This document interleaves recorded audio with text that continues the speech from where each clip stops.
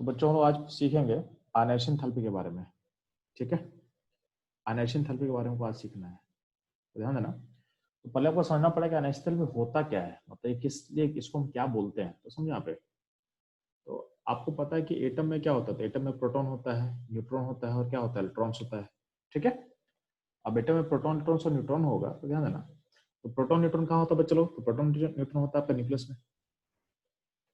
ठीक है, तो आपके न्यूक्लियस में क्या होता है चलो, प्रोटॉन एंड न्यूट्रॉन होता है।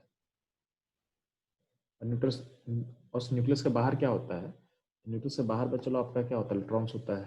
तो आपके बाहर क्या होता है, न्यूक्लियस के बाहर सेल्स होता है, और इस सेल्स में, इस सेल में क्या होता है, इलेक्ट्रॉन्स होता है। ठीक है, तो इलेक्ट्रॉन आपको मैं दिखा रहा हूँ, ये इलेक्ट्रॉन्स मान लेते हैं कि इलेक्ट्रॉन्स आपके पास है। ठीक है,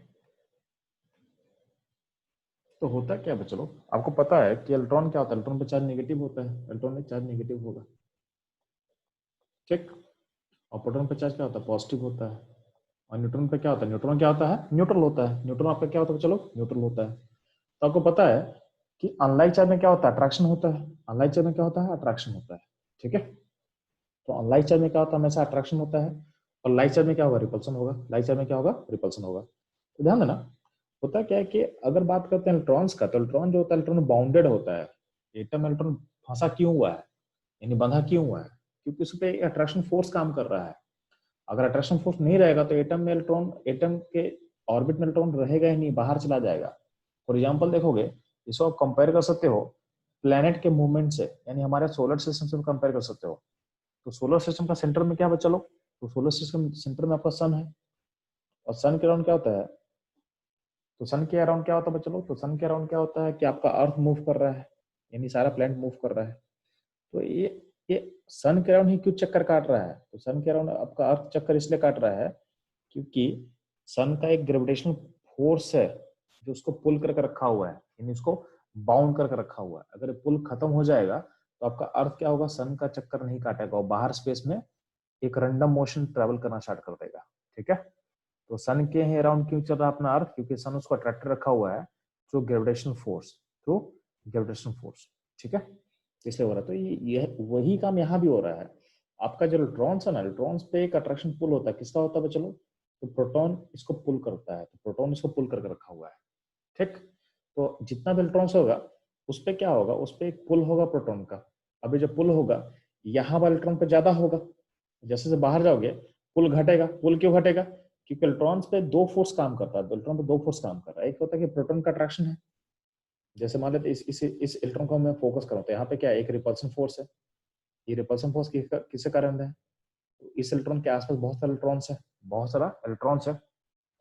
तो हर इलेक्ट्रॉन का अपना क्या होगा, एक रिपल्सन फोर्स उस पर रिपेल करेगा, क्योंकि इलेक्ट्रॉन इलेक्ट्रॉन क्या होता है, इलेक्ट्रॉन इलेक्ट्रॉन लाइक चार्ज होता है, तो उसको रिपल्सन फोर्स मिल रहा है। साथ में क्या आ रहा है, साथ में इसको प्रोटॉन का क्या हो रहा है, अट्रैक्शन फोर्स मिल रहा है, तो प्रोटॉन उसको अट्रैक्ट करके रखा हुआ है।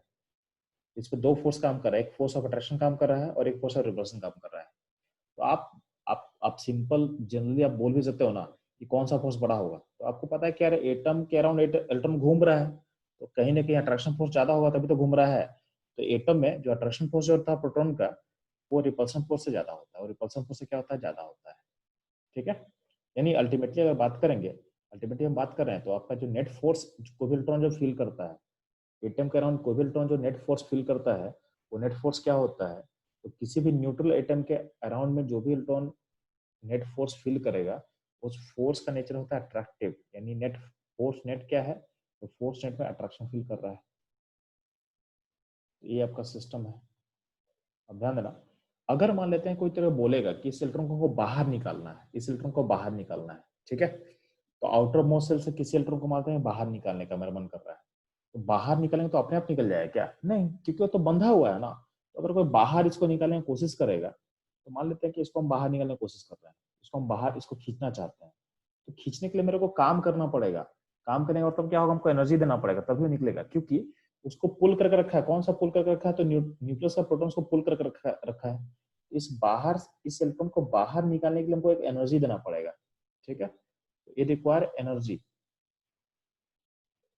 ठीक है, तो इस एनर्जी को ही बोला गया, सिंपल वर्ड्स में बोलते हैं आयनेशन एंथैल्पी, यानी जो आप एनर्जी देते हो ना उस इलेक्ट्रॉन को बाहर निकालने के लिए, उसको बोला गया है आयनाइजेशन एंथैल्पी। मतलब सिंपल वर्ड से बात करें, मतलब आपको सिंपली आपको समझ में आना चाहिए कि क्या हो रहा है प्रोसेस। ठीक, अब ध्यान दें, तो ये है आपका आयनाइजेशन एंथैल्पी, बेसिक वर्ड से बात करें तो। अब चलते हैं आयनाइजेशन एंथैल्पी का बेसिक डेफिनेशन क्या होता है। आयनाइजेशन एंथैल्पी का बेसिक डेफिनेशन क्या होता है वो आप पहले सीखो, ठीक है, उसको हम लोग सीखते हैं थोड़ा सा। चलो तो ध्यान देना, तो आप देखोगे तो आपके नोट्स में एक आयनाइजेशन एंथैल्पी का डेफिनेशन लिखा हुआ है। ठीक, तो डेफिनेशन का मतलब समझोगे तो यहाँ पे लिखा क्या हुआ है, एनर्जी रिक्वायर्ड, एनर्जी रिक्वायर्ड, ठीक है, to remove an outermost electron from, यहाँ पे कुछ अंडरलाइन किया हुआ वर्ड्स है, बहुत इंपॉर्टेंट है। तो हम क्या बोल रहे हैं कि आयनाइजेशन एंथैल्पी क्या है, energy required to remove an outermost electron from isolated, ये बहुत क्रिटिकल बहुत इंपॉर्टेंट पॉइंट है, isolated neutral gaseous atom in its ground state. यानी यहाँ पे जो जो वर्ड्स है बहुत क्रिटिकल है, बता रहे हैं आपको। पहला क्या कंडीशन रखा गया है कि एनर्जी एनर्जी जितना हमको रिक्वायर करना पड़ता है आउटर मोस्ट इलेक्ट्रॉन को निकालने के लिए, कहाँ से, तो पहला क्रिटिकल पॉइंट आपके लिए है आइसोलेटेड होना चाहिए। आपका एटम क्या होना चाहिए, आइसोलेटेड होना चाहिए। एटम क्या होना चाहिए, न्यूट्रल होना चाहिए। एटम का सेट क्या होना चाहिए, गैसेस एटम होना चाहिए। एटम का सेट गैसेस होना चाहिए। और कहाँ होना चाहिए, ग्राउंड सेट होना चाहिए। कहाँ चाहिए, ग्राउंड सेट होना चाहिए। ठीक है, तो एक क्रिटिकल पॉइंट है, इसको आप लोग मिस नहीं कर सकते हो।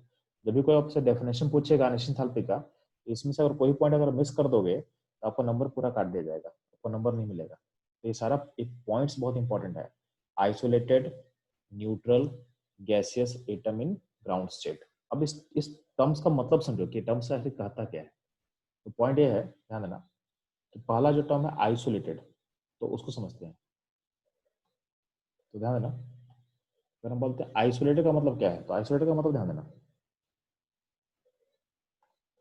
तो आइसोलेटेड का मतलब क्या होता है बच्चों लोगों की, होता क्या है कि आपको एटम का इलेक्ट्रॉन पता करना है, यानी एटम का इलेक्ट्रॉन निकालने के लिए आपको कितना एनर्जी देना पड़ेगा। अगर मान लेते हैं कि आपका एटम आइसोलेटेड नहीं है तो क्या होगा, तो होता क्या है कि आप अगर मान लेते हैं कि पास में और भी एटम है, पास में और भी एटम है, तो देखो प्रॉब्लम क्या होगा कि एटम का एक ग्रुप है जिसके पास में अगर मतलब एटम आइसोलेटेड नहीं है।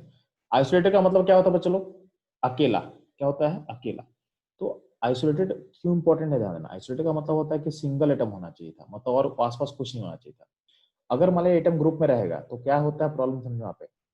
तो प्रॉब्लम ध्यान देना कि अगर मान लेते हैं कि इसका अपना इलेक्ट्रॉन्स होगा, तो यहाँ पे इसका क्या प्रोटॉन होगा, इसका भी इलेक्ट्रॉन होगा, यहाँ पे प्रोटॉन होगा, इसका प्रोटॉन होगा, यहाँ पे इलेक्ट्रॉन्स होगा। ठीक है, तो एक ग्रुप में हम बात कर रहे हैं कि ऐसा कुछ है। ठीक है, तो इसमें इसमें मेरा फोकस क्या है, अगर मान लेते हैं कि इस इलेक्ट्रॉन को हम निकालने का सोच रहे हैं, इस इलेक्ट्रॉन को हम निकालने का सोच रहे हैं, इस इलेक्ट्रॉन को, अगर इसको आप निकालने का सोचोगे तो क्या होगा कि यार इस इलेक्ट्रॉन पे यहाँ पे अट्रैक्शन हो रहा है, यहाँ पे अट्रैक्शन हो रहा है। ठीक है, तो थोड़ा सा इसको मॉडिफाई करते हैं, यहाँ पे आइसोलेटेड टॉपिक को हटा के यहाँ पे ले देते हैं कि एटम इन ग्रुप, क्या होगा, एटम जो ग्रुप में होगा तो क्या होगा। हम लोग ग्रुप का बात करें तो ग्रुप का देखो, तो हमको तो यार हमको पता करना है कि इस इलेक्ट्रॉन को निकालने के लिए हमको कितना एनर्जी देना पड़ेगा। प्रॉब्लम क्या है कि जो इलेक्ट्रॉन जो मार्क किए ग्रीन कलर से, वो इलेक्ट्रॉन को उसका न्यूक्लियस तो अट्रैक्ट कर रहा है, लेकिन पैरेलली क्या है कि यहाँ का न्यूक्लियस उसको अट्रैक्ट करेगा, यहाँ का न्यूक्लियस उसको अट्रैक्ट करेगा, यहाँ का न्यूक्लियस उसको अट्रैक्ट करेगा, और यहाँ का न्यूक्लियस भी अट्रैक्ट करेगा उसको, यहाँ का न्यूक्लियस अट्रैक्ट करेगा। प्लस अगर हम बात करें रिपल्सन का, अगर हम बात करें रिपल्सन का, यार रिपल्सन में कहाँ कहाँ से रिपल्सन हो सकता है, तो ध्यान देना, यहाँ का इलेक्ट्रॉन उसको रिपल कर रहा होगा, यहाँ का इलेक्ट्रॉन उसको रिपल करेगा, तो क्या है उसको बहुत सारा फोर्स ऑपरेट कर रहा है। तो एग्जैक्टली आप जो वैल्यू है ना आप सही से निकाल नहीं पाओगे। मतलब मान लेते हैं कि एक अगर सिस्टम अगर आइसोलेटेड होता, अगर सिस्टम आइसोलेटेड होता उसमें तो दो ही फोर्स है ना। यहाँ देखो ये सिस्टम आइसोलेटेड है, ये सिस्टम क्या है, आइसोलेटेड है। मतलब एक इसमें क्या है कि आउटर मोस्ट जो क्लाउड है उस पर सिर्फ एक उसी का न्यूक्लियस फोर्स ऑपरेट कर रहा है। बट यहाँ जब ग्रुप में रहेगा तो ग्रुप में क्या सिचुएशन है, तो ग्रुप में तो चलो सिचुएशन है कि उसमें मल्टीपल फोर्स एक साथ काम कर रहा है। जब मल्टीपल फोर्स जब एक साथ काम करेगा तो यहाँ जो आप एनर्जी निकालोगे ना, यहाँ पे जो एनर्जी आप निकालोगे वो कुछ अलग आ जाएगा, वो कुछ अलग आ जाएगा, वो कुछ अलग आ जाएगा। तो यहाँ पे अगर बात बात कर रहे हैं, अगर हम बात करें चलो इस इलेक्ट्रॉन को निकालने का हम बात कर रहे हैं, इस इलेक्ट्रॉन को, तो यहाँ पे जो एनर्जी रिक्वायर्ड है, एनर्जी रिक्वायर्ड होगा ये कुछ अलग आ जाएगा। तो एनर्जी रिक्वायर्ड है उसको हम आयनाइजेशन एंथैल्पी नहीं बोलेंगे, क्योंकि हमको तो अब चाहिए कि एक एटम एक एटम जो है, एक एटम का जो फोर्स है उसको हमको काउंटर करना है, तो इसको हम इंस्टेंट नहीं बोल सकते हैं ग्रुप में। यानी हमको क्या करना पड़ेगा, चलो हमको एटम को आइसोलेट करना पड़ेगा, एटम को आइसोलेट करना पड़ेगा। तो आइसोलेट जब करोगे चलो, तो आइसोलेट में क्या होता है कि एटम के अराउंड क्या होता है, पेल्ट्रॉन्स होता है, और न्यूक्लियस में क्या होता है, प्रोटॉन होता है। तो यहाँ पे इसी का अट्रैक्शन बस दिखेगा इसको। तो यहाँ से आप जो इलेक्ट्रॉन निकालते हो उसमें जो एनर्जी रिक्वायर्ड होगा उस एनर्जी को हम बोलते हैं आयनेशन एंथैल्पी। इसको आप ऐसे भी समझ सकते हो, अगर हम रियल लाइफ का बात करते हैं तो देखो हर ह्यूमन का एक अलग नेचर होता है, हर ह्यूमन का एक अलग नेचर होता है, ठीक है। तो हर ह्यूमन का अलग नेचर है, कोई ज्यादा बोलता है कोई कम बोलता है, ठीक है। कोई बदमाशी करता है कोई बदमाशी नहीं करता है। लेकिन क्या होगा, अगर मान लेते हैं कि ह्यूमन का एक ग्रुप चला जाए, ठीक है, मतलब ह्यूमन अकेला ना हो, मतलब 5 10 15 लोग का ग्रुप आ जाए, देखना कि ग्रुप में सब लोग एक ही काम करेगा। तो ग्रुप में जाके सबका अलग अलग जो बिहेवियर है वो खत्म हो जाता है। तो ग्रुप का एक अलग बिहेवियर होता है, और उसी ग्रुप के लोगों को हम अलग कर दे तो उनका बिहेवियर अलग अलग हो जाएगा। तो वही चीज यहाँ बोल रहे हैं कि ये हर आइटम का जो एनर्जी रिक्वायरमेंट है निकालने का, वो वो अपना उसका होता है। लेकिन ये ग्रुप में चले जाओ ना तो ग्रुप में वो कुछ अलग आ जाएगा। तो हमको अलग नहीं चाहिए, हमको देखना है कि उस इलेक्ट्रॉन को निकालने में एक्चुअली मेरे को एनर्जी कितना देना चाहिए। तो हमको एक्चुअल वैल्यू को निकालने के लिए एटम को पहले क्या करना पड़ेगा, आइसोलेट करना पड़ेगा, आइसोलेट करना पड़ेगा। ये आपका पहला पॉइंट हो गया। आपका डेफिनेशन का पहला पॉइंट क्या था, आइसोलेट यानी आइसोलेटेड एटम, ठीक है। अगला पॉइंट क्या था, न्यूट्रल होना चाहिए। न्यूट्रल बोलने का मतलब क्या बोलना चाहिए, बोलो बच्चा, कि आपका जो एटम है उस पर चार्ज नहीं होना चाहिए। आपका एटम क्या होना चाहिए, न्यूट्रल होना चाहिए। ये हो गया न्यूट्रल। तो यहां से आपको इलेक्ट्रॉन निकालना है, ना कि ये पे प्लस कर दिए, ये +2 कर दिए। तो यहां से इलेक्ट्रॉन निकालने को हम आयनेशन एंथैल्पी नहीं बोलेंगे, तो ये मना कर रहे हैं। इस पे नेगेटिव आ गया, ये 2 नेगेटिव आ गया, इन सबको हम आयनेशन एंथैल्पी नहीं बोलेंगे। यानी आपका एटम क्या होना चाहिए, न्यूट्रल होना चाहिए। ये सेकंड पॉइंट हो गया। अगला पॉइंट क्या था, गैसियस स्टेट। यार अगला था स्टेट क्या था, गैसियस। गैसियस स्टेट का मतलब क्या होता है बच्चे लोग, तो यार गैसियस स्टेट सिंपल सा बात है, अगर तुम किसी भी एटम को आइसोलेट कर दोगे ना, यानी सिंगल एटम अगर स्पेस में कहीं कहीं चला गया तो उसका स्टेट क्या होता है, गैसियस स्टेट होगा। तो ये तो अपने आप अचीव हो गया। तो स्टेट ऑफ आइसोलेटेड एटम क्या होगा, स्टेट ऑफ आइसोलेटेड एटम क्या होगा, ऑलवेज गैसियस होगा। ऑलवेज क्या होगा, गैसियस होगा। ये तो मेरे को ऐसे ही अचीव कर गए। ये इस कंडीशन को तुम ऐसे ही अचीव कर चुके हैं बच्चे लोग, ठीक है। अगला क्या था, ग्राउंड स्टेट। अगला कंडीशन क्या बोला गया है, ग्राउंड स्टेट। ग्राउंड स्टेट का मतलब क्या होता है बच्चों लोग, ग्राउंड स्टेट का मतलब है कि एटम अपने ग्राउंड स्टेट पहुंच। तो पॉइंट है, ग्राउंड स्टेट का मतलब क्या होता है, इसका मतलब होता है जो आप इलेक्ट्रॉनिक कॉन्फ़िगरेशन लिखते हो ना, इलेक्ट्रॉनिक कॉन्फ़िगरेशन लिखते हो उसका ग्राउंड स्टेट होता है। इलेक्ट्रॉनिक कॉन्फ़िगरेशन जो एक्सेप्शन के बाद, एक्सेप्शन से पहले नहीं, एक्सेप्शन के बाद कॉन्फ़िगरेशन जो आप लिखते हैं, यानी एक्सेप्शन जो कुछ होगा तो उसको अप्लाई कर दो। तो इलेक्ट्रॉनिक कॉन्फ़िगरेशन जो आप लिखते हैं वो होता है उसका ग्राउंड स्टेट, ठीक है। जैसे बात करते हैं कार्बन का, तो कार्बन का कॉन्फ़िगरेशन क्या लिखते हैं इसका बच्चे लोग, लिखते हैं 1s2 2s2 2p2। ये होता है कार्बन का क्या होता है, ये होगा ग्राउंड स्टेट होगा, ये होगा ग्राउंड स्टेट, ठीक। अगर बात करते हैं हम लोग, बात करते हैं कॉपर का या क्रोमियम का, तो वहाँ पे एक्सेप्शन होता है, लेकिन ध्यान देना जो एक्सेप्शन होता है उसको वो भी ग्राउंड स्टेट का ही पार्ट होता है।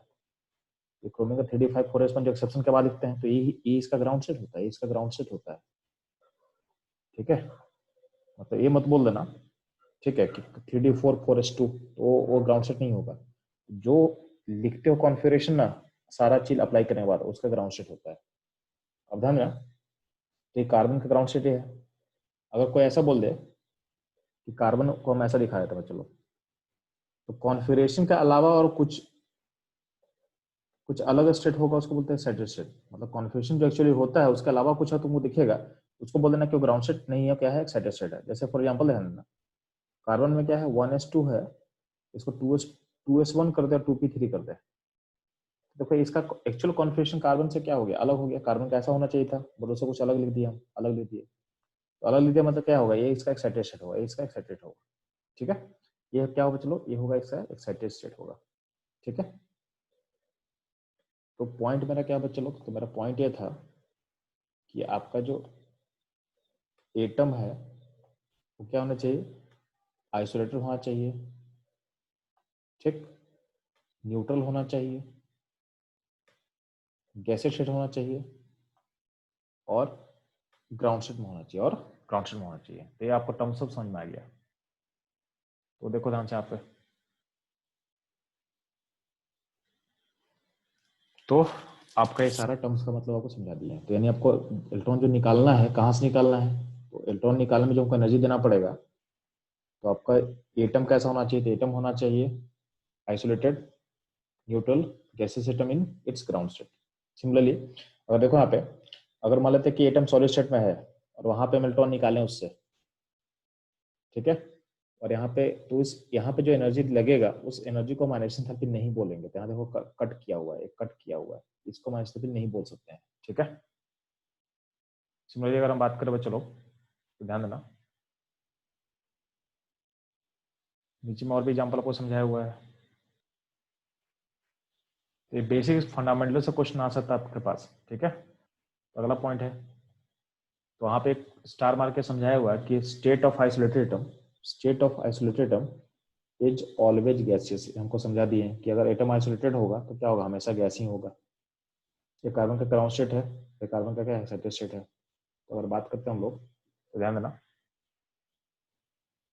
तो कार्बन के ग्राउंड स्टेट में, तो यहाँ पे देखोगे तो इस स्टार मार्क किया हो कार्बन, तो इसको हम बोल रहे हैं कि कार्बन का क्या है, एक्साइटेड स्टेट है। तो अगर यहाँ से इलेक्ट्रॉन निकालेंगे, कार्बन गैसेस में है, लेकिन उससे इलेक्ट्रॉन निकालेंगे तो भी हम इसको अनिश्चित नहीं बोलेंगे, अनिश्चित इसको नहीं बोलेंगे। क्यों नहीं बोलेंगे, क्योंकि यहाँ पे कार्बन का स्टेट क्या है, एक्साइटेड स्टेट में है।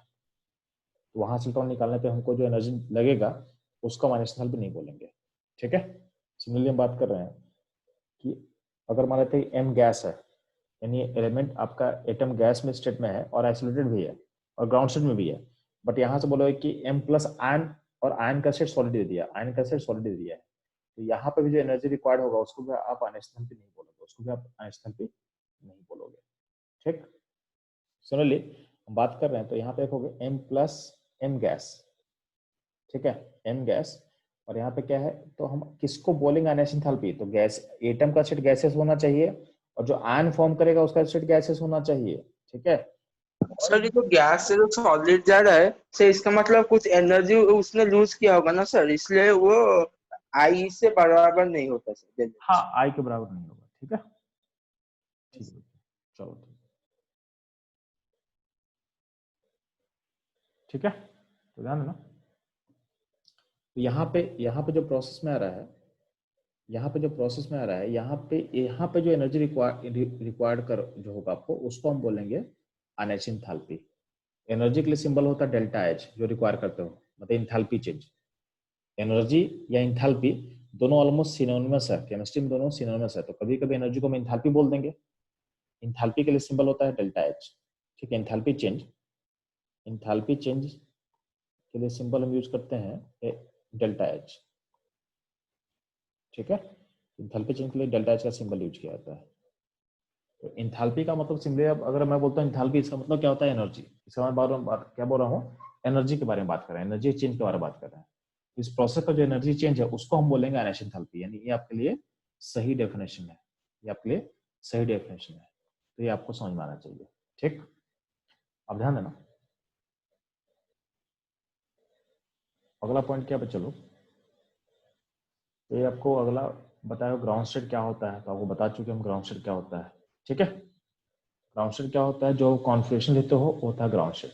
अब से ध्यान देना, तो यहाँ पे इस टॉपिक में हम लोग क्या पढ़ रहे हैं, तो एक हम लोग स्टार्ट किए थे आयनेशन एंथैल्पी से, आयनेशन एंथैल्पी से, ठीक। तो आयनेशन एंथैल्पी के साथ साथ केमिस्ट्री में एक और टर्म आप बार बार देखोगे बुक्स में, होता है आयनेशन पोटेंशियल, आयनेशन पोटेंशियल, ठीक है। तो आयनेशन एंथैल्पी और पोटेंशियल डिफरेंस क्या होता है जान लो आप लोग। होता क्या है ना, कि क्वेश्चन सॉल्व में जरा ज्यादा डिफरेंस नहीं होता है, मतलब क्वेश्चन सॉल्व जब करते हैं तो आयनेशन एंथैल्पी और आयनेशन पोटेंशियल को हम सेम मान के सॉल्व कर लेते हैं, ठीक है। मतलब जब भी आपको ऑर्डर अरेंज करने बोला जाए तो आयनेशन एंथैल्पी आयनेशन पोटेंशियल को सेम मान के सॉल्व कर लेते हैं, कोई दिक्कत नहीं होता है। लेकिन कभी ऐसे पूछ दिया जाए कि डिफरेंस क्या होता है, तो वो समझ में आना चाहिए। तो आयनेशन पोटेंशियल होता क्या है, तो आयनेशन एंथैल्पी का जो वैल्यू होगा 0 केल्विन पे, उसको बोला गया है आयनेशन पोटेंशियल। किसी भी प्रोसेस का जो वैल्यू होता है, जो 0 केल्विन, यानी टेम्परेचर जब 0 केल्विन हो, उस पॉइंट पे जो एंथैल्पी होगा, आयनेशन एंथैल्पी होगा, उसी को बोलेंगे अनेशन पोटेंशियल। यानी ionisation potential basically ionisation enthalpy ही है, बट कब? At 0 kelvin. किसी और टेम्परेचर पर अगर आप निकाल रहे हो अनेशन एंथैल्पी को, उसको आप अनेशन पोटेंशियल नहीं बोलोगे। तो अनेशन पोटेंशियल एक फिक्स वैल्यू है। फिक्स वैल्यू मतलब किसके लिए? किसी फिक्स प्रोसेस के लिए फिक्स वैल्यू है। आपका टेम्परेचर क्या होना चाहिए? 0 केल्विन होना चाहिए। बाकी किसी भी टेम्परेचर पे जो निकालेंगे उसको बोलेंगे अनेशन एंथैल्पी। इवन 0 केल्विन पे ही उसको आप अनेशन एंथैल्पी बोल सकते हो। और उसी के लिए वो एक नया वर्ड बोल दिया, अनेशन पोटेंशियल होता है। तो अनेशन पोटेंशियल बेसिकली क्या होता है? तो अनेशन पोटेंशियल बेसिकली होता है अनेशन एंथैल्पी एट 0 केल्विन। ठीक है, तो ये आपको बेसिक फंडामेंटल डेफिनेशन है, आपको पता होना चाहिए क्योंकि ये एनसीईआरटी में लिखा हुआ है। ठीक है, अब क्या होता है कि अनेशन एंथैल्पी और पोटेंशियल में रिलेशन क्या होता है? अनेशन एंथैल्पी और पोटेंशियल में रिलेशन क्या होता है हमको जानना है, क्योंकि ये आपका एनसीईआरटी में पहले था। अभी के एनसीईआरटी मेरे को पता नहीं है, लेकिन पहले एनसीईआरटी में था। ठीक है, तो एनसीईआरटी में जो जो कंटेंट हो था वो इंपॉर्टेंट अपने लिए रहता है, उसको सीख लेते हम लोग। तो ध्यान देना। तो रिलेशन क्या होता है? रिलेशन को समझाया हुआ कि अनेशन एंथैल्पी इक्वल टू होता है क्या है? अनेशन पोटेंशियल प्लस 5/2 RT, 5/2 RT। ठीक है, तो अगर इसका वैल्यू जूल में होगा तो इसका वैल्यू जूल में होना चाहिए, और आर का वैल्यू क्या होगा? आर का वैल्यू होगा 8.314 होगा। ठीक है, और टेम्परेचर का वैल्यू क्या होगा? केल्विन में ना, किसमें ना? केल्विन में। टेम्परेचर वैल्यू किसमें पुट करना? केल्विन में पुट करोगे। ठीक है, ध्यान देना। तो इसको आप ऐसा सोच सकते हो। ठीक है,